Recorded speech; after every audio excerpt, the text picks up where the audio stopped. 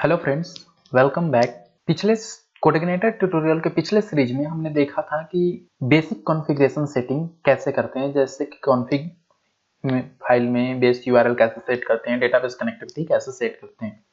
लेकिन आज के इस ट्यूटोरियल में हम देखेंगे कि कंट्रोलर कैसे क्रिएट करेंगे और व्यू कैसे क्रिएट करेंगे। लेकिन आज के इस ट्यूटोरियल सीरीज में केवल और केवल हम कंट्रोलर क्रिएट करने देखेंगे और कंट्रोलर में कुछ टेक्स्ट लिखेंगे, कुछ कैलकुलेशन लिखेंगे जिस पर काम करेंगे।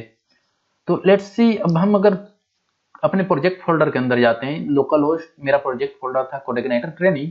अगर हम इसको रिफ्रेश करते हैं तो आप देख सकते हैं कुछ एरर दे रहे हैं। ये दे रहे हैं कि हमारे पास कोई कंट्रोलर और व्यू मिल नहीं रहे हैं। दूसरी बात कि व्यू के अंदर जो एरर्स फोल्डर थे उसको हमने डिलीट कर दिया था, जिसके कारण ये एरर दे रहे हैं।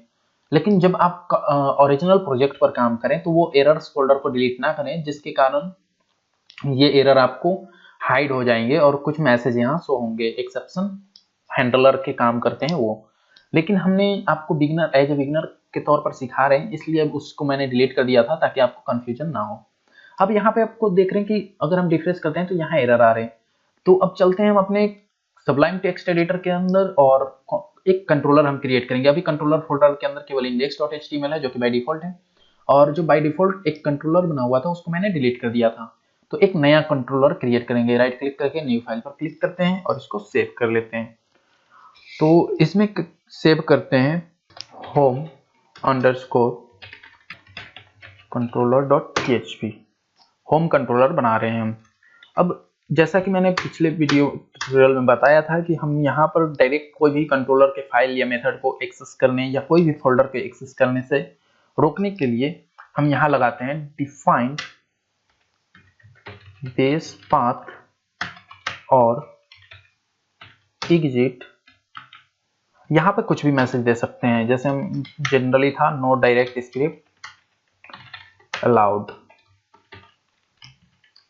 अब हम चलते हैं कंट्रोलर क्रिएट करते हैं। तो कंट्रोलर क्रिएट करने के लिए लिखते हैं क्लास,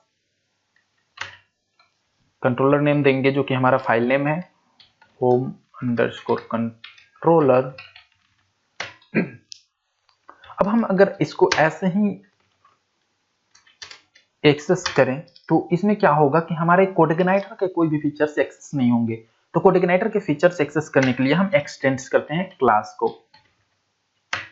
जब क्लास की बात आती है, जब किसी क्लास को एक दूसरे क्लास में एक्सटेंड करना हो तो उप्स के कंसेप्ट में हम एक्सटेंड्स कीवर्ड का यूज करते हैं। ci underscore controller, ci controller एक क्लास बना हुआ है जो कि कोऑर्डिनेटर के सारे फीचर्स को रखता है। अब इसके अंदर अगर हम एक्सेस करेंगे तो अभी हमारे पास कोई फोल्डर फाइल्स नहीं है, जिसके कारण अभी कुछ एक्सेस नहीं होगा। तो हम एक इंडेक्स फाइल बना लेते हैं, पब्लिक फंक्शन इंडेक्स। एक फंक्शन बना रहे हैं इंडेक्स फंक्शन के अंदर हम कुछ भी प्रिंट कर लेते हैं, जैसे कि PHP में प्रिंट कर देते हैं हेलो वर्ल्ड। अब हम जब भी इस कंट्रोलर के इस इंडेक्स मेथड को यूज करेंगे तो हमें हेलो वर्ल्ड मिलेगा। लेकिन अब हम चलते हैं, पहले एक्सेस करते हैं और दिखाते हैं आपको कुछ एरर। /index आपको वेब ऑब्जेक्ट नॉट फाउंड दिखा रहा है। तो हमने जैसे पिछले ट्यूटोरियल सीरीज में देखा था कि हमने index.php के साथ हमें देना होगा होम कंट्रोलर /index। तो यहां देख सकते हैं हेलो वर्ल्ड प्रिंट हो चुका है। लेकिन अब आपको, अगर हम, जैसे होता है कि हम कभी भी इंडेक्स फाइल हो, इंडेक्स फंक्शन हो या होम फाइल हो, होम फंक्शन हो, तो हमें उसकी नाम देने की जरूरत नहीं पड़ती है। जैसे कि अगर हम बिना इंडेक्स का भी दें तो भी ये आउटपुट हमें मिलेगा। तो हमने क्या किया, सिंपल एक कंट्रोलर फोल्डर के अंदर एक कंट्रोलर क्रिएट किया, यानी कि एक क्लास क्रिएट किया जिसके अंदर हमने एक फंक्शन बनाया इंडेक्स नाम का और उसके अंदर इको कर दिया, जो कि हमें डिस्प्ले होने लगा। लेकिन अब हमें नेक्स्ट ट्यूटोरियल में हम देखेंगे कि index.php कैसे रिमूव करेंगे, उसके बाद हम आगे बढ़ेंगे। तो अब होम कंट्रोलर के अंदर अब जैसे किसी भी प्रकार का कैलकुलेशन हो या एरे लिखना हो, जैसे हम बनाते हैं एरे ab।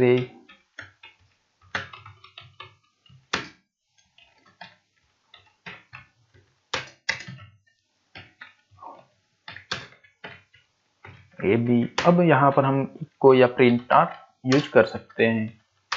एरे, यहाँ देख सकते हैं कि एरे आपका प्रिंट हो चुका है।